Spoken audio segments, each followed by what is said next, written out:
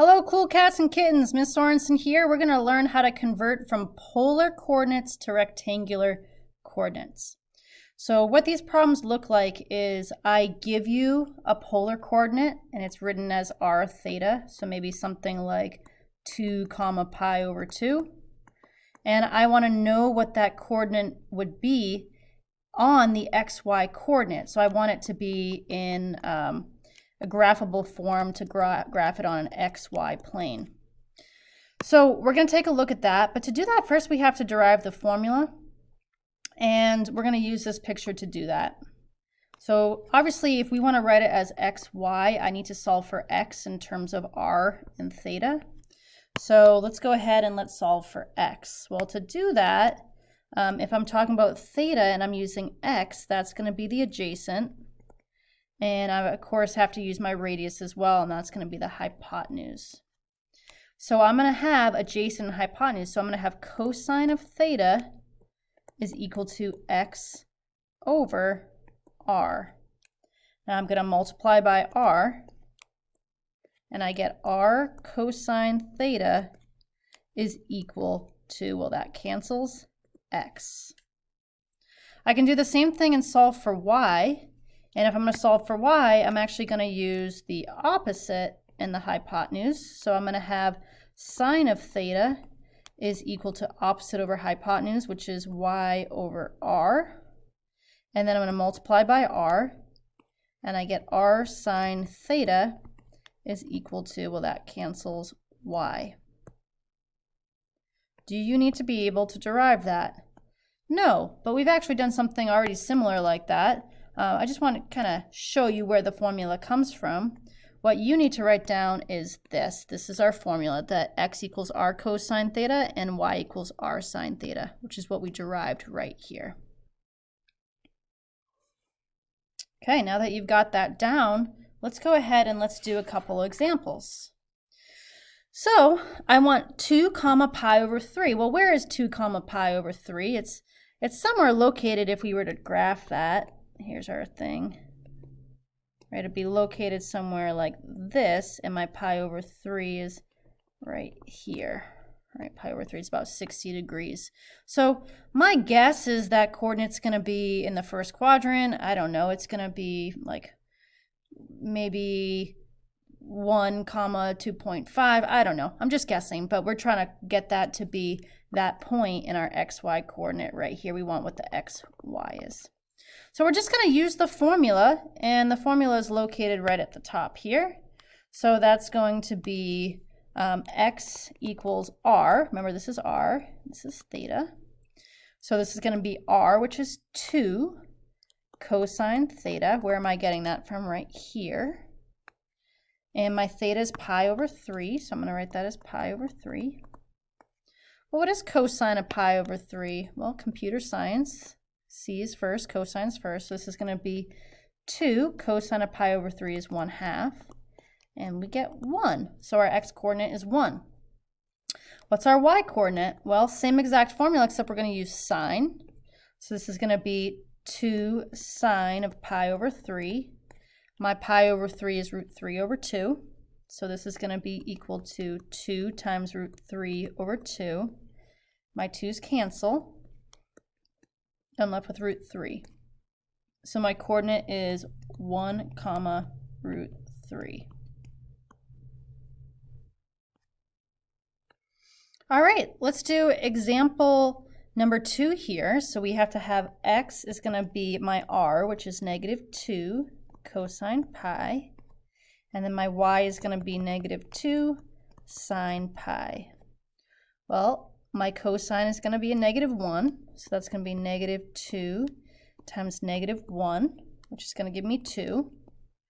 And then I'm going to have negative 2 times sine of pi is 0, and that's going to give me 0.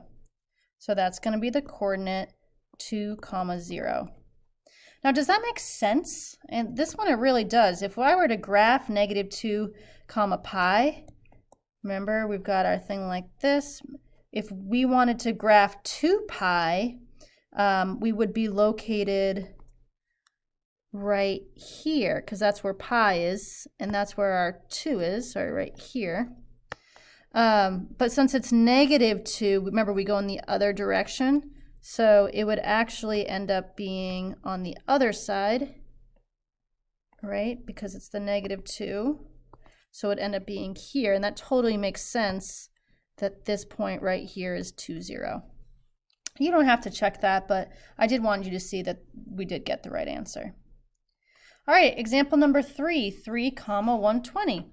Let's do it. All right, so again, our x here is going to be equal to 3 cosine 120, and our y is going to be equal to 3 sine 120. So we find 120.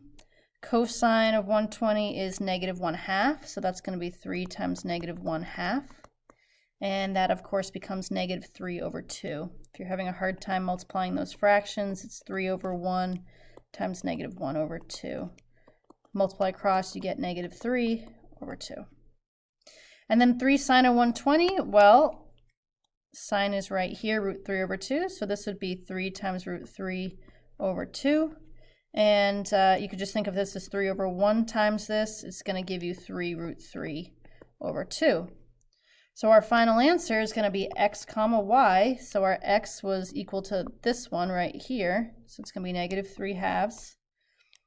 Comma, my y value was right here. So that's going to be 3 √3/2. Okay, there we are. All right, next one, 2 pi/2. I feel like we can actually get this without doing the problem because you know how pi/2 is 90 degrees. So just a quick drawing of this, 2 pi/2 would be right here. And if you were to graph that on an xy coordinate plane, that'd be the point 0, 2. Let's see if we get that. That's kind of like our check step. Check step. We can't do it with all values, but we can do it with the 0s, the 90s, the 270s, etc. So my x is going to be equal to 2 cosine pi/2, and my y is going to be equal to 2 sine pi/2. Let's go to pi/2. The cosine is 0, so this ends up being 2 times 0, which is 0. And then this one ends up being, the sine ends up being 1.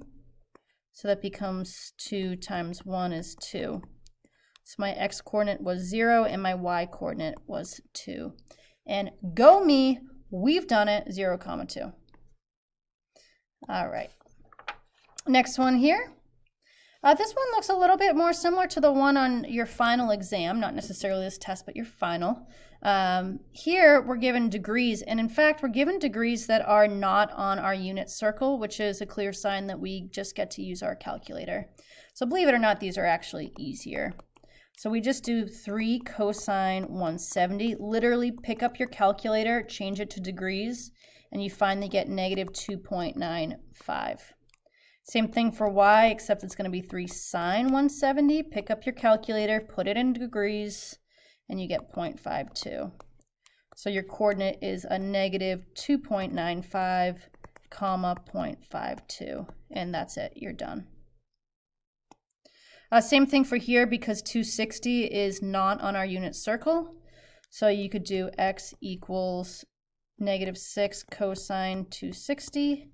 Y equals -6 sine 260, and for the top I get 1.04, and for the bottom here I get 5.91, so my coordinate is 1.04, 5.91. Now you might be saying, Ms. Sorensen, can't we do this for the other ones? And you can. The problem is I might ask you for an exact answer or to leave your answer in perfect radical terms, and so it's better to answer something as a √3 or a -3/2 instead of answering with decimals. But you don't have that option for these two problems because your angles aren't on the coordinate grid. All right. That's it for this video. Our next one is about converting from rectangular to polar, so going in the other direction. Can't wait to see you there, guys.